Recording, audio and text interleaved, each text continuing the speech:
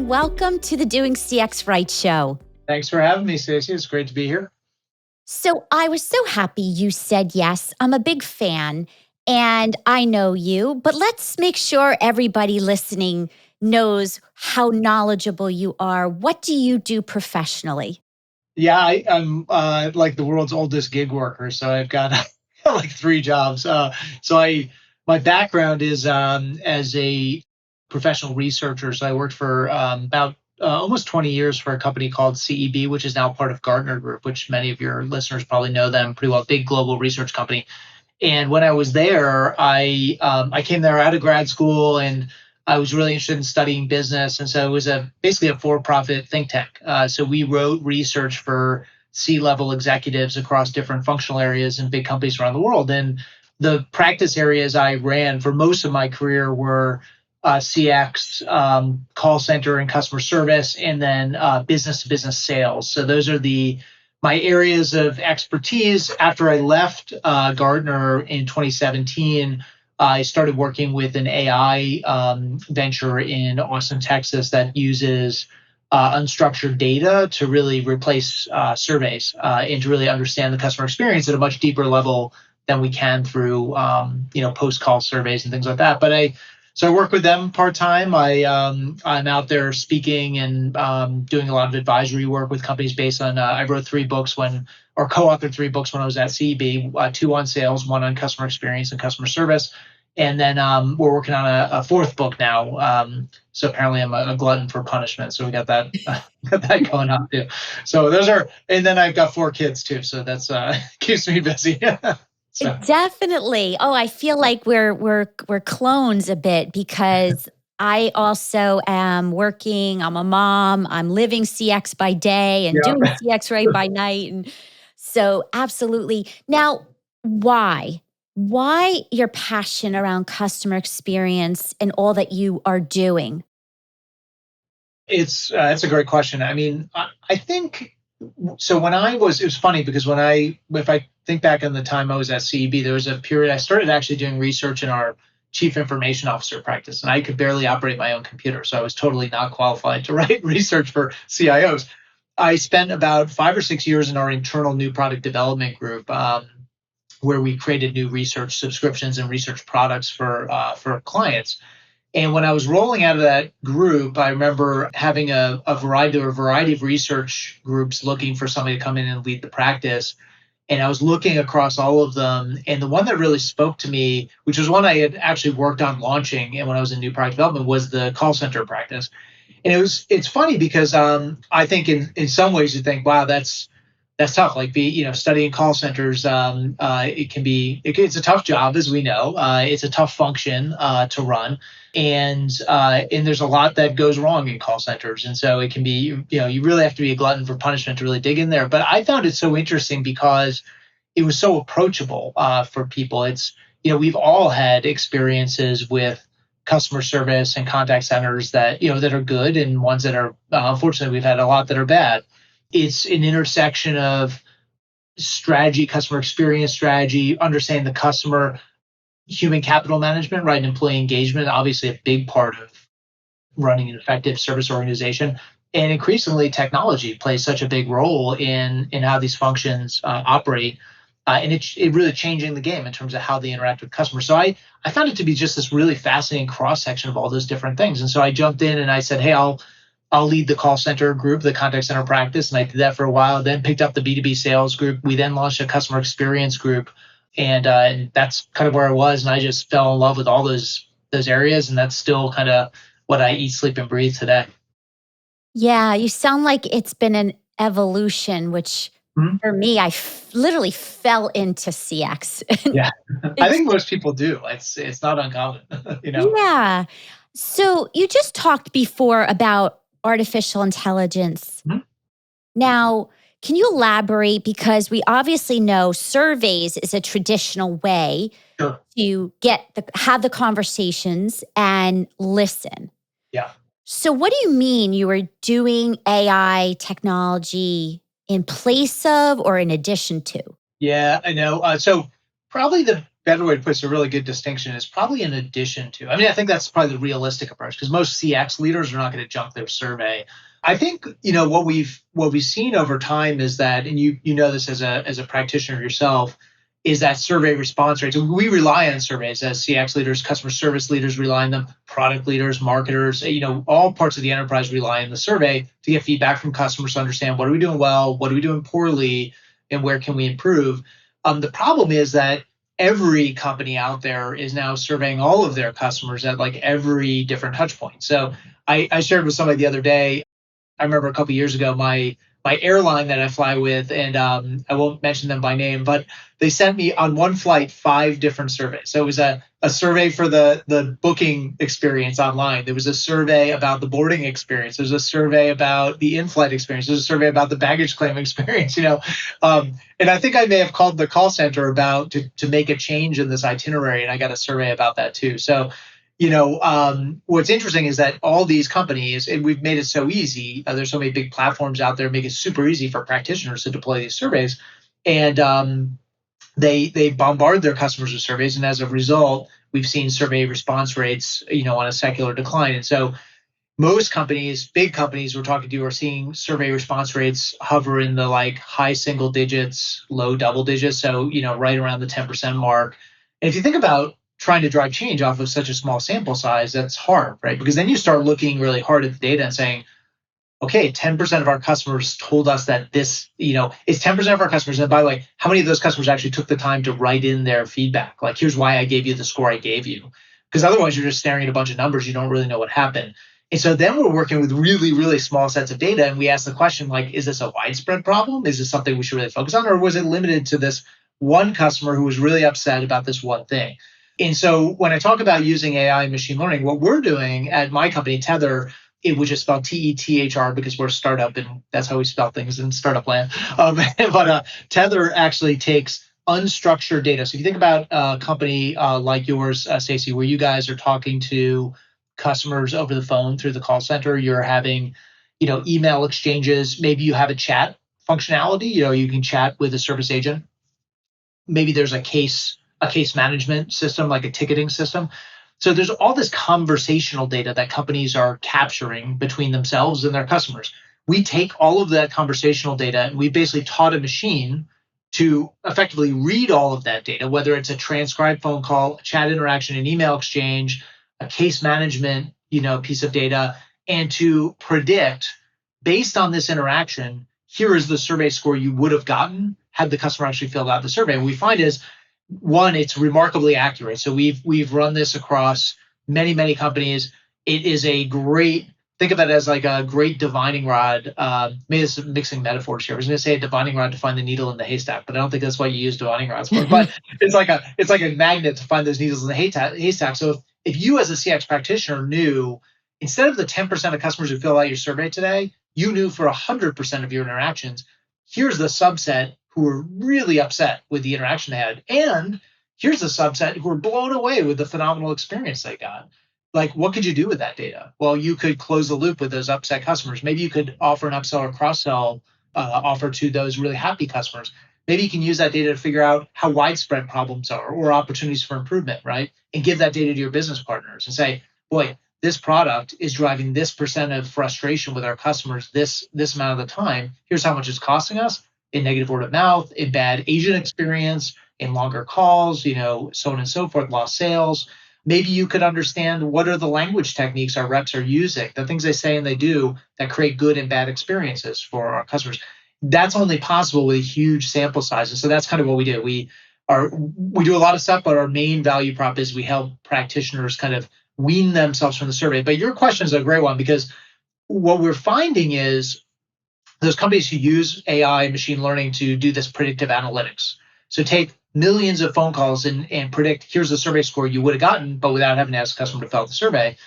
What's interesting is those companies are now saying, okay, what we're going to do is find all the really upset customers and we're going to send them a survey. And the survey is not going to say, how was your call center experience? It's going to say, hey, Stacy, you reached out to us earlier today, and we, based on our read of this interaction, it didn't go very well.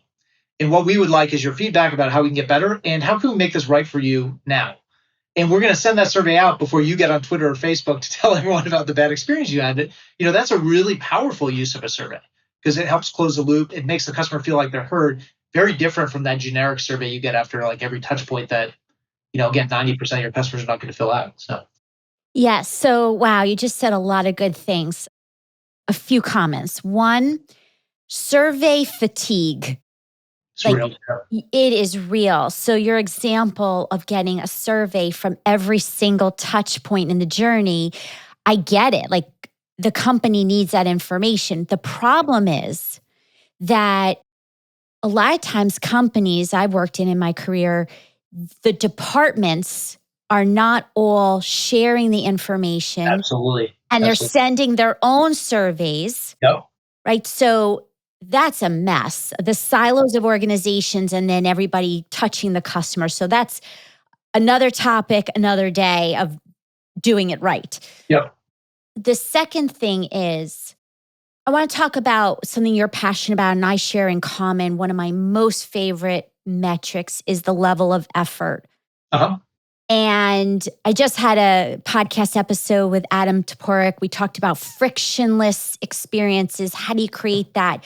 You too have a strong belief around level of effort. Share that. And particularly, how does a listener, whether they're an entrepreneur or leading an organization, how do they actually apply the principle of level of effort as a North Star? How do you actually do that? Yeah, by the way, I love the term North Star. We used it when I was at CB. That was the thing we talked about all the time. It's like going to find true north, we called it. And it's a great concept, right? It really gets you kind of it helps you visualize really what the purpose is and what you're trying to do. So if we go back, we started the research around customer effort in 2007. So it goes back a long way. Now there's a lot of other research. I know, Adam and Shep Hyken and many others have written about this and added to that body of work. And so I think this idea though resonates with people, this idea of making it easy for customers, because the truth is that most companies don't make it easy for their customers. Their marketing messages are confusing, their service experiences are laden with friction, their sales interactions are not easy, the products are hard to use, all this stuff. And so as I like to say, for big companies, there's food for many winters in terms of making things easier.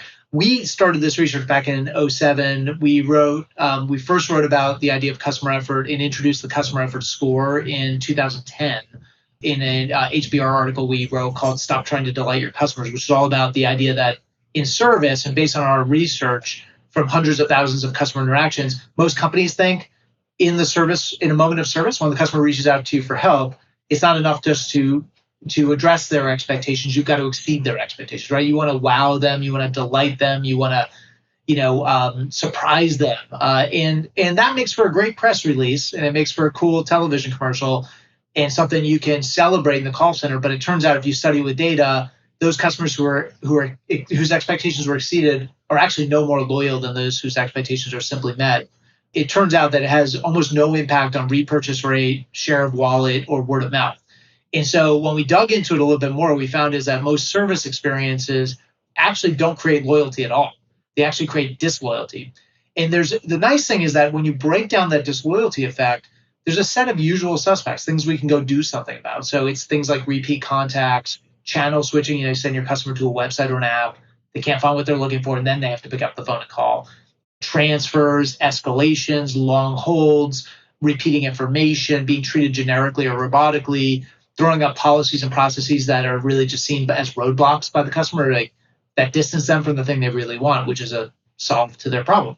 And so the big punchline of the article back in 2010, and later in 2013, we wrote the book, The Effortless Experience, which lays all this out in a lot more detail, is rather than trying to delight people when things go wrong, the better strategy is to try to make it easier than you make it today, to make it surprisingly easy for you to get problems resolved. And when you do that, you mitigate the natural disloyalty effect that service tends to have. And when we studied this, we found companies that make it easy in service generate far higher repurchase rates and renewal rates. They sell a lot more in terms of share of wallet, upselling, cross-selling their customers, and they generate much better, much less negative word of mouth and much more positive word of mouth about those service experiences. And not only that, it turns out that an easy experience, a low effort experience, is about 40% cheaper to deliver for a company than a high effort experience. And so the book, actually, when we wrote the book, it was a lot of it is about the tactics and the way, the things that low effort companies have figured out that the rest of us can learn from. So I think the data is very cool. It's surprising. It's like head snapping in some way. It's fun, but the meat of it is for practitioners like people running CX teams, running contact centers, running product teams, marketing teams, sales teams to really understand when it comes to making it easy, what are the things that the easy to do business with companies have already figured out that we can learn from? And so that's really been our focus. To your question about effort and measuring it, one of the things we do at Tether is we have, again, a predictive score called the Tether Effort Index, which gives effectively a predictive effort score. So it's looking at the entirety of the conversation saying, here's how hard this was for your customer without having to ask them to fill out the survey. And I think, it's ironic because when we wrote the book, surveys were state of the art.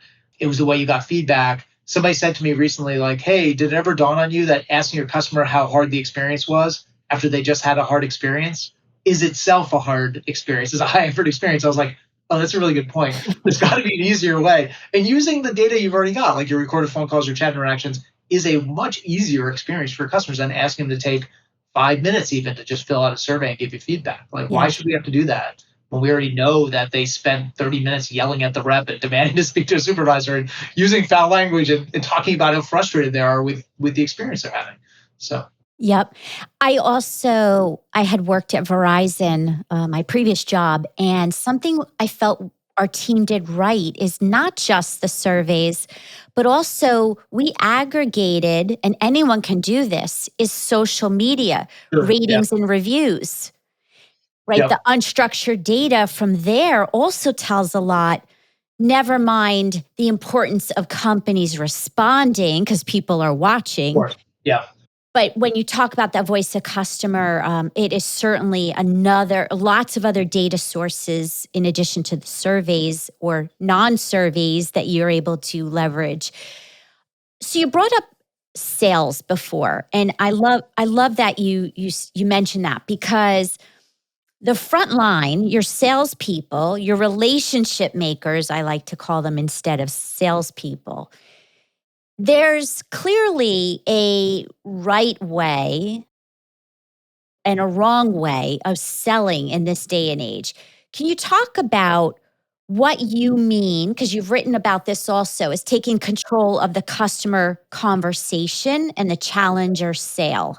Sure. Yeah, yeah. And it is, as for the CX folks out there, whether they're current CX people or just interested in CX, what I would say is that the sales experience really is a big part of the customer experience. And one of the things we found in our research, so we started the research around Challenger, it was around the same time, it was around 2008.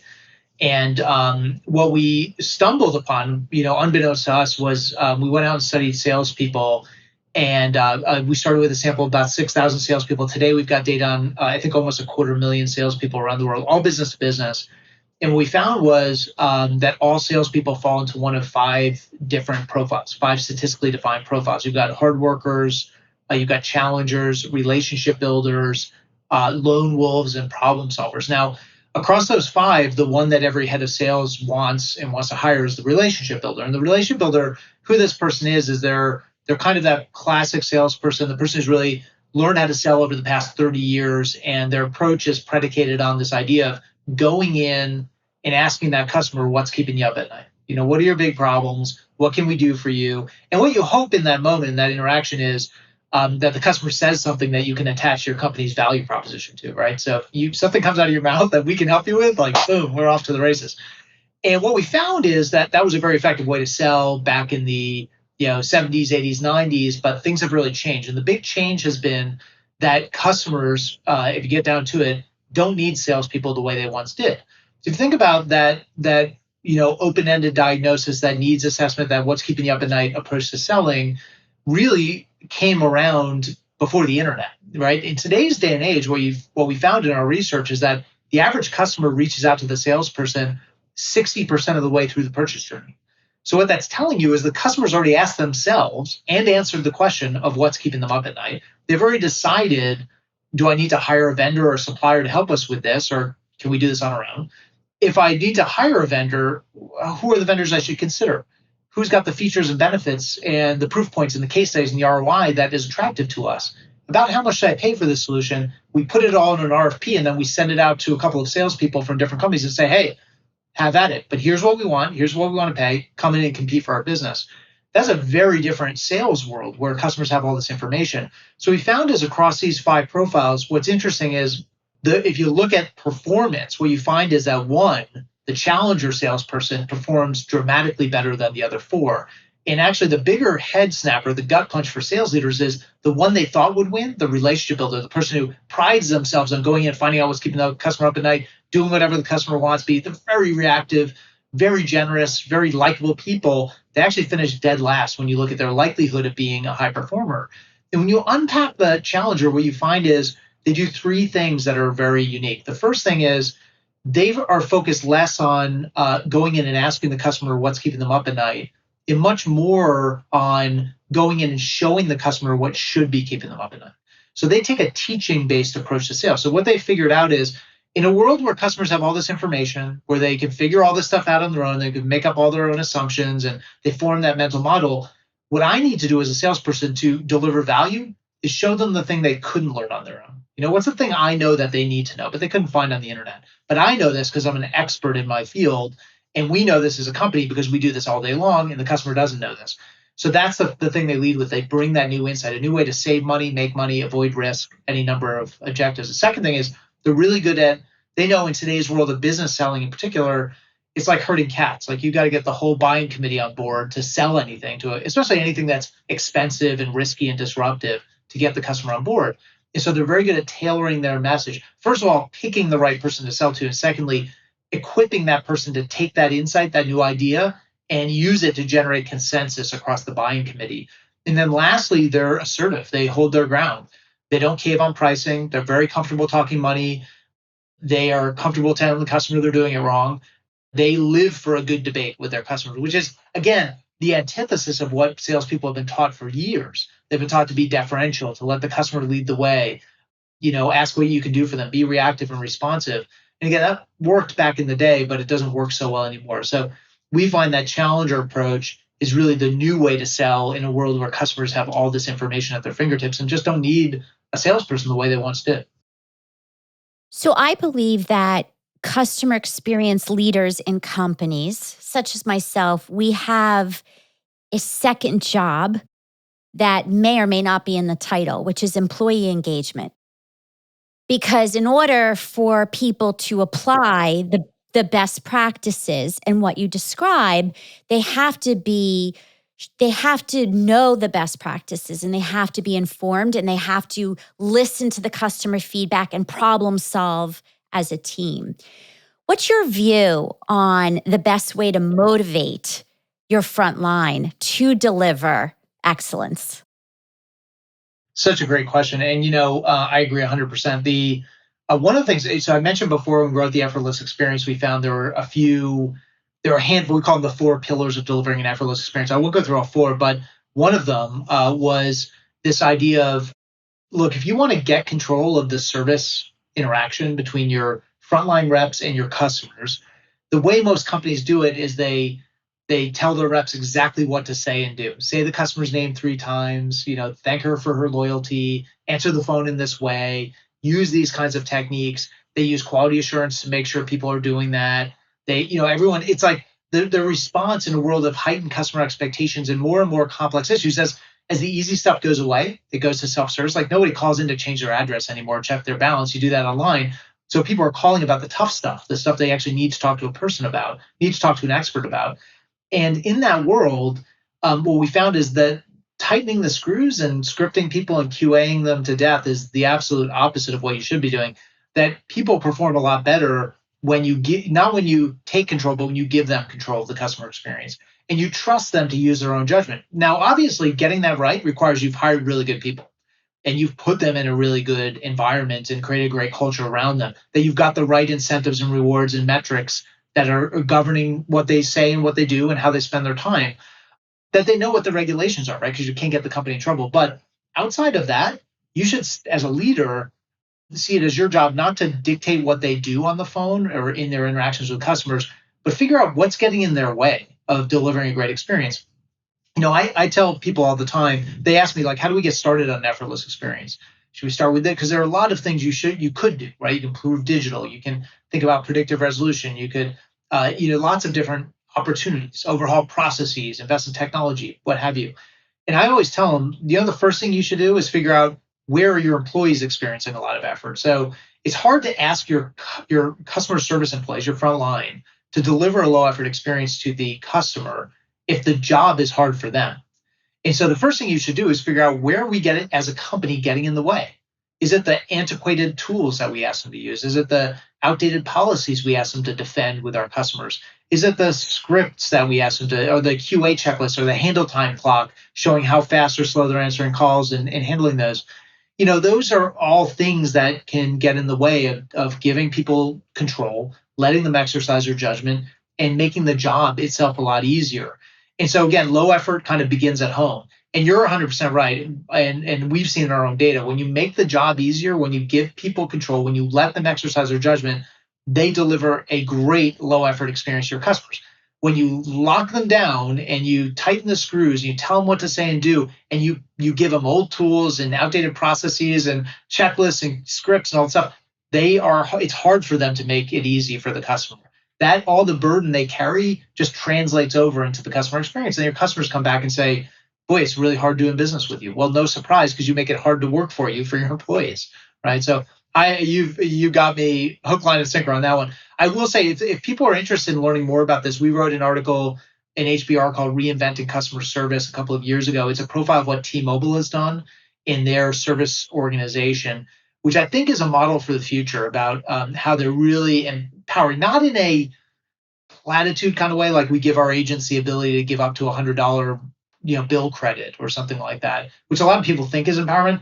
That's not empowerment. Look at what T-Mobile has done to really trust their people. And what they've told their people is, you guys are small business owners. Here's a group of customers. You own those customers. What do you need from us as leaders to get those customers, thrill those customers, get them to renew, get them to buy more, get them to say great things about T-Mobile? You tell us what you need. Do you need to overhaul process? Do you need new tools? Do you need new technologies? What are you looking for? And we'll get it for you as a leadership team. It's funny you mentioned T-Mobile because I worked for AT&T and Verizon, but never T-Mobile. So I know the other two sides. You've almost hit for the cycle. Exactly, the top three. So we have only minutes left. And gosh, we could go on and on because each of these have so much we could go deep on. But two questions left. One is a personal perspective and one's professional. So professional. I ask everyone these two questions. If I had the CEOs and leaders in my room right now, what is the one thing you would tell them, the one takeaway? Oh gosh, I think the one takeaway here, as far as what we're talking about, I do think so I'm gonna make it two takeaways. The first takeaway is, like, you've got to make it easier for your customers. It is you right now. Without even knowing who those CEOs are or what companies they run, I can tell you they're making life too hard for their customers. Their products are too hard to use. Their brand messaging and their pricing doesn't make sense. Their sales experience is clunky. The post-sale service experience is high friction, high effort, right? So there's a lot you've got to do to streamline things and make it easy. And companies that make it easy win. They retain their customers at a higher rate, they sell them more, and they generate more word of mouth. The other thing I would say is to take a hard look at the kind of sales experience they're delivering, because a lot of it starts there, right? That's the first point of entry for a lot of customers, is interacting with that salesperson and deciding, I'm going to do business with you. And you've got to ask this question of are you telling your sellers to do things that are great for a customer 30 years ago, but really aren't in keeping with the way customers are learning about opportunities and want to engage with suppliers today? Are you really delivering that value? Is what I tell the CEOs to look at as well. And the last question, you can answer this personally or professionally or both. If you could go back in time with what you know now, what would you tell 20-year-old Matt Dixon? Oh, oh man. I don't 20-year-old Matt Dixon was probably drinking too much beer in college and not not studying hard enough. No, I don't. I think I 20-year-old Matt Dixon is good. It's a good question. I think the thing I would say, and fortunately, I think it's worked out pretty well. But I don't know that I probably figured it out by mistake. And you know this, Stacy, but if you're, and it's a little bit of a platitude, but I think sometimes young people can, and I did this myself, but you can chase opportunities because you're looking to make money, you're looking to, you know, buy a home or buy a car or do whatever. And sometimes you can get kind of focused on that. And I think there were a couple of times in my career where I kind of, I went in a direction where I was like, I don't know that it's actually going to pay me quite as well, but I'm really much more excited about this. And when you do that, and you're doing something you love and it doesn't feel like a job, we hear this all the time, right? Look at LinkedIn. There are probably like 50 posts today about like, you should do something that doesn't feel like a job. And it's true, because when you do that, the money and the success kind of follows, right? And you have a heck of a lot more fun doing it than, being miserable and doing something you didn't want to do and, just to earn a little bit more money. I've made, unfortunately, a couple of other mistakes in my career where I feel like I've kind of chased money and chased the financial side, and then kind of looked around and said, what am I doing? This isn't fun for me. So probably advice that other people would have given to their 20-year-old selves as well. But that's probably what I tell my 20-year-old self. So, and as a 20-year-old, I probably wouldn't believe it. I probably could do it anyway. Have to learn the hard way. So, Well, with age comes wisdom, and it is really a fact. So right. Always. I do love that, and I have young adults. They're not kids, they're not adults age. So I will definitely play this advice for them too. I got some of those too. Yeah. Yes, well, thank you. So Yeah. this is Yeah. It is hard though, right? It's so hard. it is, yes. So now a bragging moment. I'm going to include in the show notes where to find you, but I know Oh, people sure. are going to want to find you and talk to you. Yeah. Where? Yeah, no, so if folks want to if folks want to learn more about what we're doing at Tether and the predictive survey scores and using unstructured data, we are at tether.com. That's tethr.com. And then if folks want to learn about, and you can learn more about kind of my speaking and advisory work and books and writings, but I also have a website called dixonspeaks.com. So you can check me out there. Wonderful. Well, I'm so glad we got to connect and share amazing wisdom with our listeners, and I appreciate you. Have a wonderful day. Thank you for having me.